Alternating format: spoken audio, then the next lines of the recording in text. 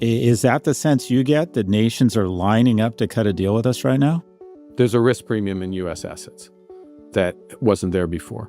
And the question is, how big is that risk premium going to settle? And where is it going to settle? And that, in part, is going to depend on how coherent the new system is. And does the U.S. credibly commit to a new system or a series of deals? I do believe that there are a series of like-minded countries. We very much like the U.S. to be part of that group, but like-minded countries who will develop deeper trading and security relationships as a consequence of this. It's the world of second best. It's not what we would all want, but it's the logical thing to do.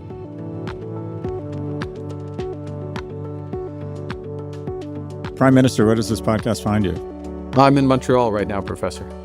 The majority of the world spends their news is 10 minutes domestic and 20 minutes international. In the U.S., we're kind of self-absorbed, narcissistic. We don't talk a lot about other countries. I think most people have heard of you, have seen you on TV, but don't know much about you. Can you give us sort of your backstory, your origin story? Sure. So I was born in the Arctic, the north of Canada, a place called Fort Smith, Northwest Territories. I grew up in Edmonton, and those who might follow hockey, it was the days of Wayne Gretzky when he was playing for the Oilers. That was when I was a kid. I went away to university in the U.S., and then I worked on Wall Street, or versions of Wall Street. I worked for Goldman Sachs in London and Tokyo and New York and ultimately Canada. And then I went in about 20 years ago to become the deputy governor of the Bank of Canada, which is the equivalent of the Federal Reserve in the U.S., and ended up being the governor during the financial crisis of 2008. So worked with, through that process of the financial crisis. We had a quote, good financial crisis. If you can have a good financial crisis in Canada, we got through it better than anyone else, emerged stronger, our banks stayed together. And then ultimately, kind of slightly bizarrely, I was asked to become governor of the Bank of England. So I became the first foreigner as governor of the Bank of England. And I did that through the period of the Brexit referendum, as it turned out, and the aftermath of that, and then came back Canada 2020, right in the middle of COVID. I think you probably had a better experience during COVID, if I listening to your podcasts, if I read it correctly, than I did. And then I did a lot of work on climate change for the United Nations, sort of pro bono, and organizing the financial sector to help address climate change. But also at the same time, I worked for Brookfield, which is a big asset manager, and I was chair of Bloomberg. And then as of the start of January, I first ran for the leadership of the Liberal Party, which is one of the main parties here, and winning that, became prime minister about a month ago. And now I'm running for election. We have much shorter elections than the United States. Our campaign is 37 days, and we've got 2 weeks roughly left to go. So a big friend of the pod is Ian Brenner, the geopolitical strategist, and he was on the pod last week, and he described you as a, open quote, generational mind for Canada on the global stage, close quote. In your view, what role does Canada play on the global stage? So we play several roles. We're a member of the G7. In fact, we are chair of the G7 this year. So I'm chair of the G7. We're a member of the Commonwealth, which is the old UK grouping. We're member of the Francophonie, which is obviously the Francophone grouping of about 60 countries. So we have our role in several different, let's call it organizations, self-appointed organizations or groupings. I think one of the roles we play potentially in the new or the emerging global order is partly based on our assets. We are an emerging energy superpower in all forms of energy. We're one of the largest critical mineral suppliers in the world. We're pretty good in AI. A lot of people claim that. But we're I think legitimately claiming that. And so we can play a role as a country that believes in open markets, open systems, believes in trade, open ideas, diversity. We can play a role with like-minded countries to kind of reconstruct that bit of the international order, which has been, I'm in Montreal, they would say bouleversé. It's been upended in the course of more intensively in the last few months, but a process that really began with the financial crisis 15 years ago. And just for our listeners, the elephant in the room is tariffs. I'm going to get to that, but I want to start with if you were to So typically in the US, and I imagine the same way in Canada, when a new leader is elected, assuming you get elected, they have sort of a honeymoon period and an opportunity to get more done in their first year, more grace, if you will, than in the next 2 or 3 years. What would you identify as the two or three biggest issues facing Canada? And what's your agenda? If you could pick two or three things you're really going to go hard at your first year as prime minister, what are those things? As you just suggested, I'll set tariffs aside and focus in on three things. First is having free trade actually within Canada. We have, basically 13 economies here, 10 different provinces and territories, all with their own rules. It's hard to move credentials and sometimes goods and services across the country, far harder than it should be. So a very quick process of free trade. And by the way, just to put orders of magnitude on this, a reasonable estimate of the economic benefit of that is bigger than the economic hit from the worst version of the Trump tariffs. So we can kind of give ourselves more than others can. Second thing is we have a huge housing problem here. And particularly, obviously, for your younger Canadians, first and foremost, we need to double the rate of housing. And we need to, I won't go into all the details, I'm happy to, but we need some major reforms in order to do that. We can do it in a way that actually leverages, the Canadian supply chain technology and all the lumber we potentially won't be able to send southbound to the U.S. And then the third thing, look, the world's fluid. I'm afraid this kind of comes towards tariffs, but I think the trading system is going to get reordered fairly quickly. And so in the course of the first year, the question is, well, who are we going to deepen our relationships with other than the United States? And those relationships, last point, are both economic and security. The world's a much more dangerous and divided place. Security concerns are top of the list. So who in Europe or European Union as a whole, UK, who in Asia, where are we going to partnership? If I can say one last thing, Scott, is, just being shaken so hard by what's happening in the United States, Canadians are very open to all of those priorities. Like, people are up for big things. They're coming together and they're willing to do big things because they know they have to do big things because the world's changed so much. Well, let's use that as a segue into tariffs. So I haven't checked my Apple Watch in the last 2 minutes, so I don't know the state of things right now. My understanding, Canada's our largest trading partner. No, we tend to be obsessed with China, but you're our largest trading partner. No, we're your most important. Yeah, yeah. So give us the state of play. You're the man representing our largest trading partner economically. As to the best of your knowledge, describe the state of play between what is happening between the U.S. and Canada. Where does it sit at this moment? So I'll start with the bad news, or the as we would call it, the unjustified news, which is what tariffs are in place. We have still in place today tariffs that were originally justified because of fentanyl coming across the border from Canada. Just for the listeners who haven't tracked this, less than 1% of the fentanyl imported into the United States comes from Canada. In fact, you've got a sophisticated audience, so I can say things like 19 basis points of the fentanyl comes across the border from Canada. We've taken major steps to reinforce the border, drones, helicopters, other things, and it's fallen by a further 90% over the course of the last 3 months. But those tariffs hit a wide range of goods in Canada, and there's a few carve-outs for that, but it's hitting hundreds of billions of goods, and those are 25% tariffs from the United States. Then we're also caught in the steel and aluminum tariffs, which are this quote, national security tariffs, so-called 232 tariffs. We are the largest supplier of aluminum in the United States. We're one of the most important suppliers of steel to the United States, and you can roll those up into hundreds of thousands of jobs in the U.S. depending on Canadian steel and aluminum. And then the third thing is we are caught in the auto tariffs. As people probably know, but I'll just personalize it. Well, they wouldn't know this fact. There was something called the Auto Pact, which was signed the year I was born, 60 years ago. And we have had an increasingly integrated auto system with the United States for 60 years. It got tighter with the Canada-U.S. Free Trade Agreement 40 years ago, and then with NAFTA and the successor. So literally, these companies and the supply chains, the main parts suppliers, they're virtually fully integrated. And now into the middle of this is coming 25% U.S. tariffs, which are, in an industry, as you know, that has, 5-7% margins. I mean, this is absolutely damaging. So we have three sets of tariffs. We are not subject yet to the so-called reciprocal tariffs to the U.S. So the state of the relationship is strained, to say the least, because all of these tariffs are in violation of what you call USMCA, we call CUSMA, the same trade agreement.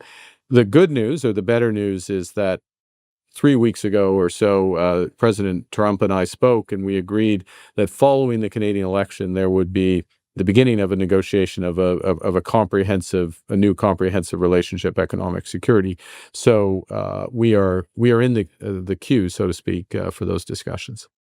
It strikes me that these actions are about to inspire what they envision then is a tremendous amount of deal making, but deal making around us.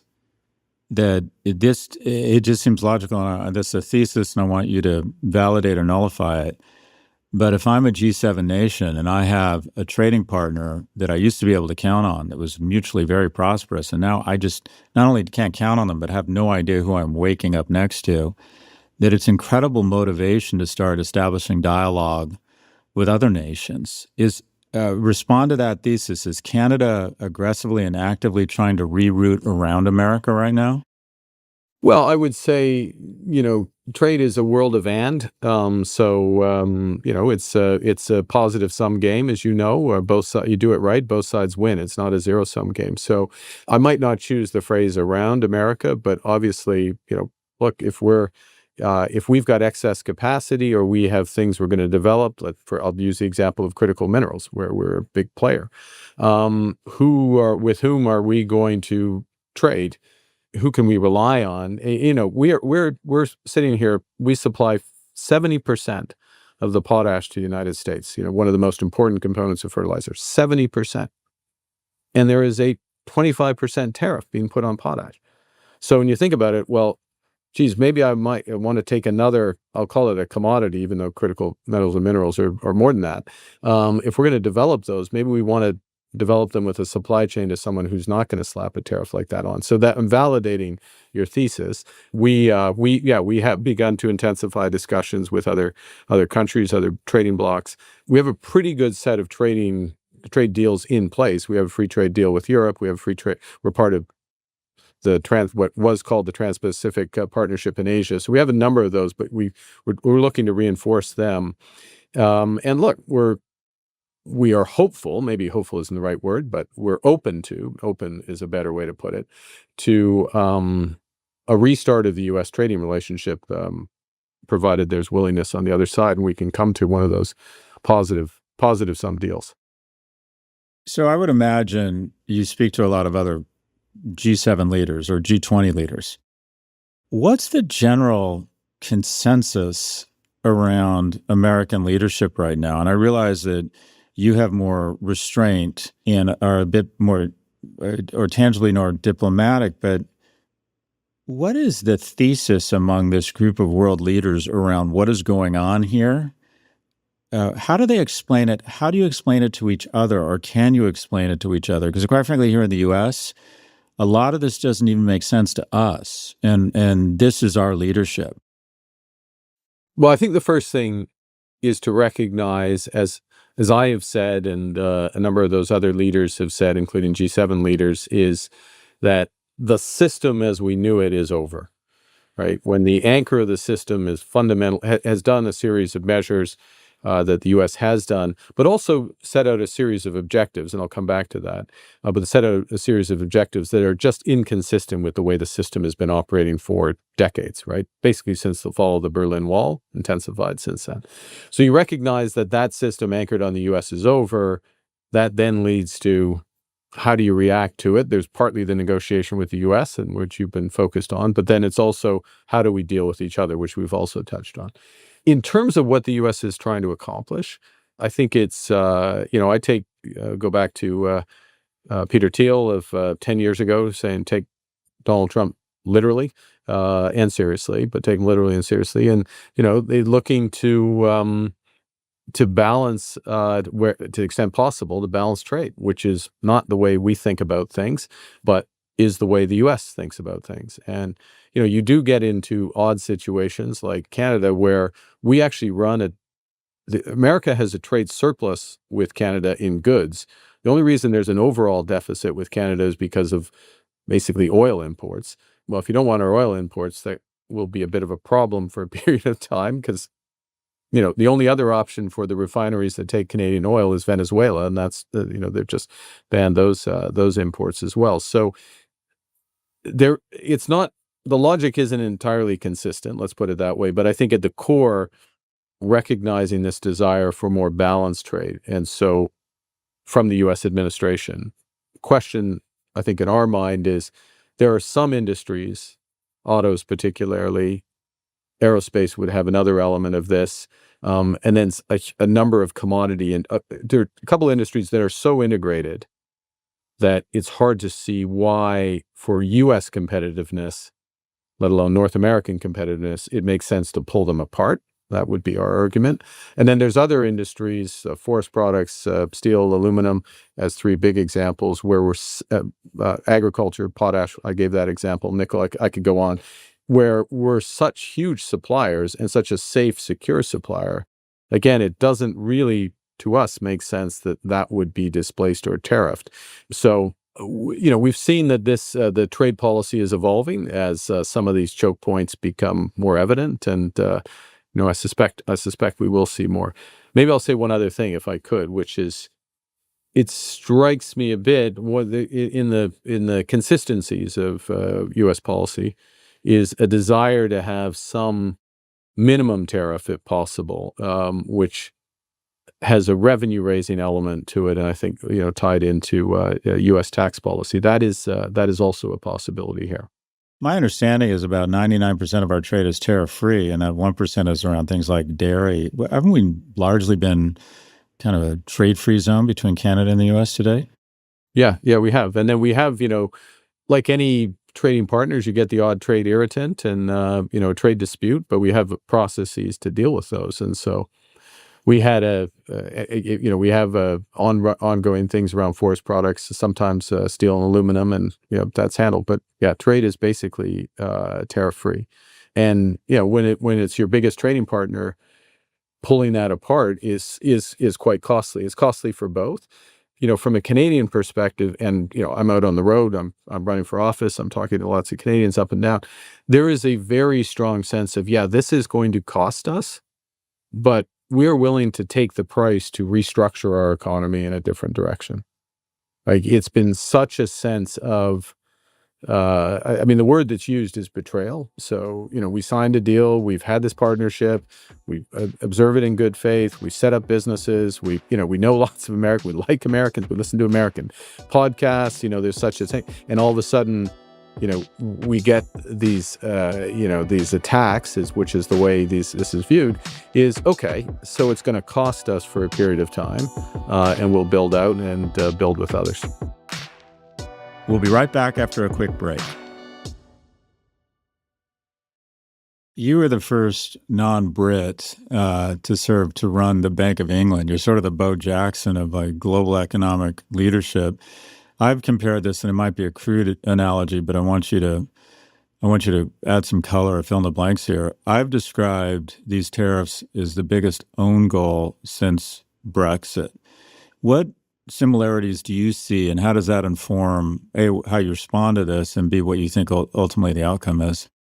Well, I think there are a lot of similarities, and it starts with the economics of what's happening. Actually, briefly describe Brexit, because just give us the headline news on Brexit. So the headline on Brexit is for a variety of reasons, and many of them not to do with economics, although it was sold as an economic win. But a lot of people, because of reasons of identity and others, voted in 2018, if I'll get my dates right, 2016, I guess, for the UK to leave the European Union. And the UK was even more tightly bound in trade and economic relationships with the European Union than Canada is with the United States, including free movement of labor, easy movement of capital, huge trade going both ways. And you never had to get your product. If your product met the product standard in the UK, you didn't have to worry about it. You could sell to any country in Europe. And so the decision taken, as I say, for a variety of reasons, narrowly, but taken to leave the European Union. And I remember when it happened, in our view at the time, and remember, this was during a period where it was interest rates were at rock bottom, inflation was too low, people were worried about deflation, blah, blah.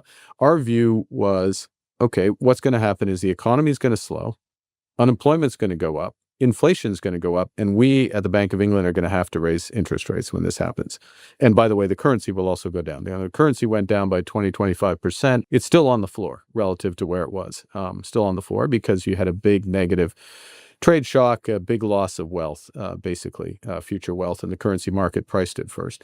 And exactly what we expected to happen happened. I mean, it happened to happen roughly at the same time as COVID was finishing, but you had a big, again, I'm relying on your audience, a big negative supply shock to the economy because you ripped up trading relationships and the productive capacity went down relative to where demand was. So that was inflationary. And combination of that meant UK rates are higher and it's got a bigger inflation problem it has had than other economies. When you look at what's happening in the US, the friction put into its trading relationships is going to cause the same thing. It is going to slow the rate of growth of that economy. It is going to affect the dollar. It has affected the dollar negatively, as we've seen. It's going to push up prices on the margin. And so slower economy, higher inflation, higher interest rates, all things being equal. Now, there's a big caveat with what I did, or there's a qualifier is a better way to put it. The UK was a much more open economy, much more dependent on Europe. The US is more of a closed economy. It depends on the world, but it's different orders of magnitude. So it's same direction, different orders of magnitude. So I think there are a lot of parallels here. And I guess maybe the other parallel, if I can add one more, which remains to be seen. But the UK, I would say, and I'll get hate mail from some UK listeners, but I would say based on the polling, it's pretty well understood that the economic impact of Brexit has been negative in the UK. Let's say 2/3 of the people now understand that. But the path back to being closer to Europe is very difficult politically.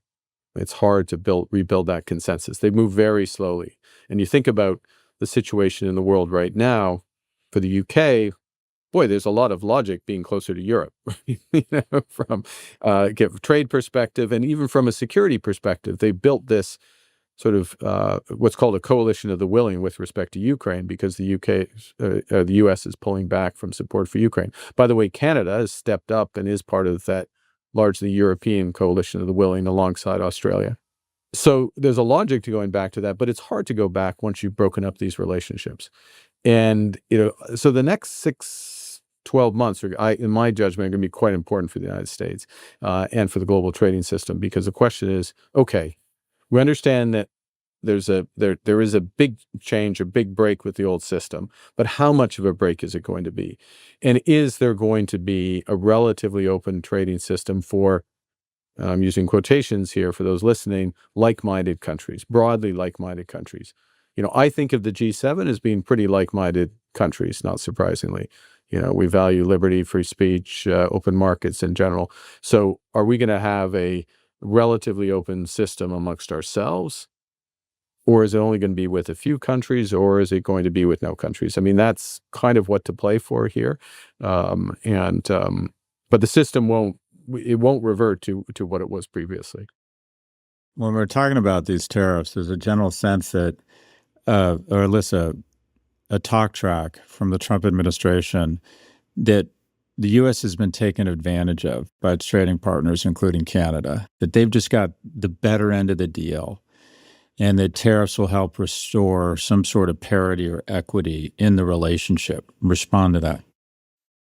Well, I mean, we don't see it. We don't see it in the following respects, because really, again, the way the Trump administration has defined being, quote, taken advantage of is, do you run a trade deficit? And we can argue about that definition. I wouldn't, if I lead on my economic training and my experience, I would say, well, that isn't being taken advantage of. It's mutual exchange.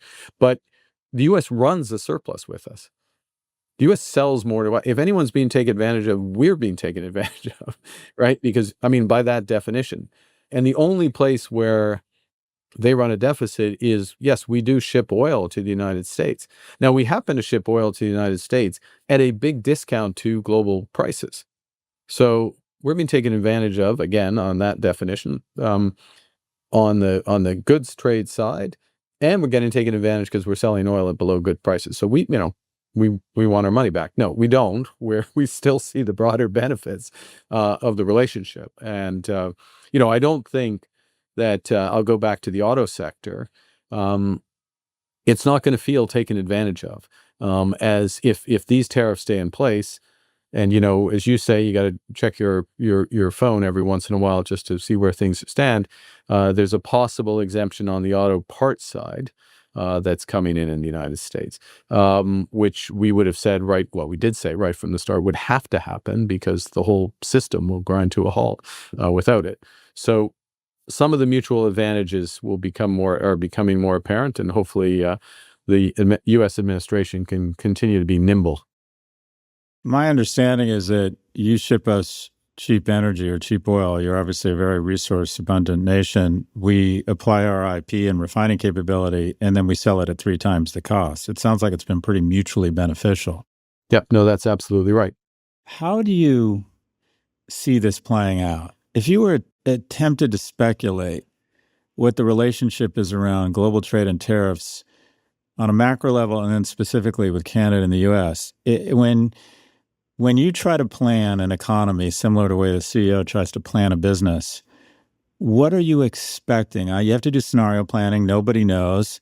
But what do you think are the most likely scenarios for how this plays out? Because I mean this sincerely, Prime Minister. We're all befuddled by this. The majority of people who understand economics are having a difficult time seeing how this is a big win for the U.S. We're having a difficult time understanding how we win here. Maybe more people come to they claim there's 75 nations lining up to cut deals with them. Is that the sense you get, that nations are lining up to cut a deal with us right now? Well, short answer, I don't know this. I don't know is on that second question. There's a few things that happen here. One is that there's a risk premium in U.S. assets that wasn't there before. And the question is, how big is that risk premium going to settle? Where is it going to settle? And that in part is going to depend on how coherent the new system is. And does the U.S. credibly commit to a new system or a series of deals? Remember, we have a trading deal with the U.S. that was signed by the current president, and which isn't being observed. So I think that's one thing, is there's a risk premium on U.S. assets. And if there's a risk premium on U.S. assets, then the cost of all other assets around the world is greater, right? Like, since we're still priced off of U.S. treasuries, for example. So that's one thing. I think second is I do believe that there are a series of like-minded countries. We very much like the U.S. to be part of that group, but like-minded countries who will develop deeper trading and security relationships as a consequence of this.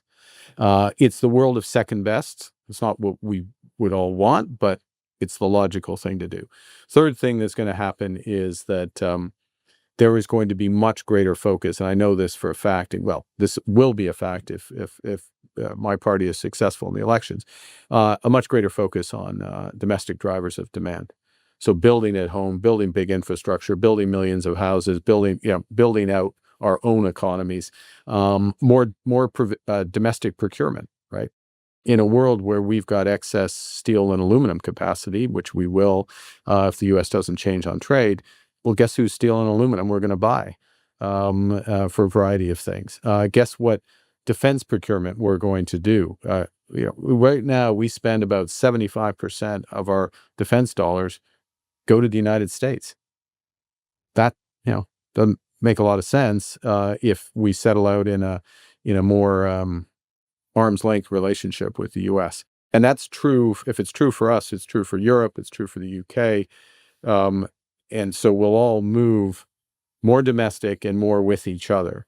and the degree to which that happens. So this is a world, just to be clear, and I think you intuitively understand what you get this from the start. We've got a world where we have higher risk premia, right? Cost of capital is more expensive. And we've got a world where people are doing second best things. Countries are doing second best things. So it's a world that's more expensive. And it's not autarkic, to use a fancy word, like it's not totally in and of yourself, but you're putting much greater emphasis on taking care of yourself. We'll do that, and we'll do it with like-minded countries and move forward. The surveys I've read said that 2/3 of Americans still think of Canada as an ally. We're sort of like, oh, Trump, let boys will be boys. We still love Canadians. But 2/3 plus of Canadians no longer see the U.S. as an ally. I mean, quite frankly, it feels like Canadians are just pissed off that they feel the term used was betrayed. And that even if we're able to go back to normal, hasn't the knife, isn't it the knife gets pulled halfway out of the back, but this injury takes years or decades to fail? I mean, what is the vibe, if you will, around how Canadians feel about Americans, and how long do you think it takes us to repair this relationship? I certainly recognize those figures. There is a feeling here that it's the actions of the U.S. There's several things. One is the trade actions. Secondly was this long period, and I'm not going to repeat the phrases that were used, but these threats to our sovereignty, our very sovereignty, which kind of unique. There's us in Denmark who've suffered actual threats to sovereignty. I guess Panama, we rolled ourselves in with that, and that's on your hierarchy of betrayals, threatening somebody else's sovereignty is pretty much the top. I guess the top is acting on that threat. So that's all mixed in. I think secondly, what has been striking has been the relatively muted response in the broader U.S. to these steps, right? The CEO class, if I can put it that way, the other major influencers, stakeholders, and that's changing a bit, but it was pretty quiet for a long period of time. So, and when you look at that from this side of the border, you think, oh, okay, well, this is more deeply held, or the friendship is less firmly rooted. It's like any relationship. I think if it's when you have a loss of trust, it can be repaired to a degree. It takes a period of time, and it takes action to repair. Right? That it's more than fine words. I think that that action can start with in May. The Prime Minister of Canada at that point will meet with President Trump. I want to be the Prime Minister of Canada at that point. I'm working hard to get there, but and they'll sit down and start a process of redefining that relationship and building trust out from that. We'll be right back. Support for Prof G comes from HubSpot. HubSpot is taking on the fundamental myth in business software that you need dozens of different tools to succeed. You don't. You only need one that actually works. With HubSpot's powerful AI solution, Breeze, built right into their customer platform, you have everything you need all in one place. Breeze Copilot acts like a digital wingman that keeps you 2 steps ahead, while Breeze agents take entire work streams off your plate. That's not AI vaporware, that's leverage. We're talking about real ROI, cutting sales cycles in half, resolving service tickets faster, and working less hours every week to make it all happen. Go to HubSpot.com/AI to get started today. We're back with more from Prime Minister Carney. So just as a means of taking advantage of the fact that we have you on this podcast, we have real problems in the U.S. around income inequality. For the first time in our nation's history, a 30-year-old isn't doing as well as his or her parents was at 30. Tremendous polarization politically. People just don't like each other. I mean, I would argue that comparatively, the nation's actually done quite well, but what ails us, the call is coming from inside of the house. We don't like each other within America. You're asked to be a journeyman and come be Treasury Secretary or head of the Fed. What policy plans do you think the U.S. should adopt? And then I want to use that as a jumping off point to what are the biggest economic challenges that Canada faces and how you plan to address them. Well, I think the Okay. You go to the heart of, I mean, that's a big question. I guess the way I look at it as follows. I'm gonna come at this from an odd angle, maybe, but when I look at what's going to drive economic prosperity, productivity, growth for the next 25 years. What are the big drivers of that? I put down three big drivers. AI, no insight. I put at the top of the list. Probably the life sciences revolution, where I'm less expert, and I would put carbon. I would put drive towards lower carbon. The U.S. has taken a step back from that for the moment, but it's going to come back because the underlying issues around are there, and so. Okay, if those are some of the big things that are going to drive economies going forward, and the U.S. can have mastery in all of those, but the question is how broadly that's going to be shared within the U.S. Across various social strata, and how ready people are going to be to take advantage of it, right? So, is AI going to be, purely an elite or largely an elite operation, or is AI going to be used to train a lot of people to do a number of things? I mean, I know that sounds very Panglossian or techno-optimistic, but the question is whether it's a deliberate policy that's steered by the federal and local governments in a way that are going to ensure that in Appalachia, you're learning skills that are consistent with that. And or, the energy transition over time, it's not a term that's used anymore in the US as far as I can tell, but it will come back. If I can flip it back, Scott, to us, we have the same set of issues or set of drivers. Those are global drivers. On top of that, we have a series of things such as I mentioned, critical minerals. We have large conventional energy. So how are we balancing all that in a way that builds the jobs as we move out? One of the things, I'll say two other things, which are related but distinct. We got to sort out our housing issues in this country. We have we have an absolute social need, but we have a massive economic opportunity to create a new industry, a new way of building houses and at scale and driving that. And we're gonna shoot on that. And I guess the last thing I'd say, which candidly worries me a bit about the United States, and gives me greater comfort or strength in Canada, is a word I'm not sure you like to use anymore, which is around diversity. We have a huge opportunity here because we're one of the most diverse countries in the world. We value diversity. We get a very strong sense of equal rights in a broad sense. We can be a magnet for talent. And as the U.S. is pushing out brains, if you will, and it's quite a hostile environment in the academic world in the United States now, we can take advantage of that. And then that cascades down through, the AI revolution, life sciences, other elements. Podcasters, creative class. Scott, come up here. The weather, it's now above zero. Creative is doing a lot of work in that sentence, Prime Minister. So look, you have a housing crisis, we have a housing crisis, and it seems like leaders have agreed that it's a crisis for the last 10 years. Now, I read that housing in Vancouver as a percentage of the average salary is the third most expensive city in the world, and that so much of it is in zoning and NIMBYism. And the previous prime minister, they wanted to address the housing crisis.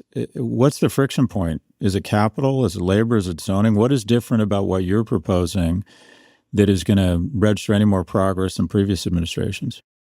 So it's all of the above, and so you attack it in a comprehensive way. I'm going to simplify in terms of restriction zoning, development charges, and we work at multiple levels of government. It's part of the reason why those costs are there. They come from the municipal side, and so in effect, we put up a bunch of money to commit to cut the development charges in half. Okay, and that's subject to a series of other restrictions being removed, but we at the federal level will pay for that to be cut in half. The second thing, we believe very strongly that productivity in the Canadian housing sector, construction sector, basically is flatlined for the last 20 years. Okay, we're still building houses like we did before, and given the scale of what we need to do, we got to move much more rapidly, particularly in urban density and other things. So, modular prefab housing, mass timber, other innovations that are there, they exist. And so one of the things we're going to do to kickstart that industry, and this is Canada's, not the United States, we have a different attitude toward these things. We have a problem with deeply affordable housing. right? Certain countries you might call it social housing. We just have not built that for decades, basically, in effect. And so we need to catch up. And so part of what we're doing is we're going to build a huge amount at that level and set the specs, if you will, for that. We're going to build, and we're going to build by, on our balance sheet as a developer, and we'll set the specs for that, which drive the industry upstream in prefab, mass timber, et cetera, which gets the economies of scale there. But by and large, we will rely on private sector build. We'll make a bunch of land available. We'll make cheap capital, $25 billion for developers in this case, which is bigger money up here. Cut those development charges in half, drive that, and then we will give tax breaks to people buying their first time home. So basically, they're getting 5% off their first time home, which from a down payment perspective starts to add up. So attacking it both on the supply demand side. The way we look at it is, this is generational. Like, the scale of the problem is generational, such that we're building out a huge pipeline of apprentices in the skilled trades. And one of the core messages I give virtually every time I speak, so I'm going to do it now, is this is going to be a great time for a career in the skilled trades in Canada. Because we're going to build for the next 25, 30 years. Like, we are going to add, if we get this right, and we intend to, 3 to 4 points of GDP of investment.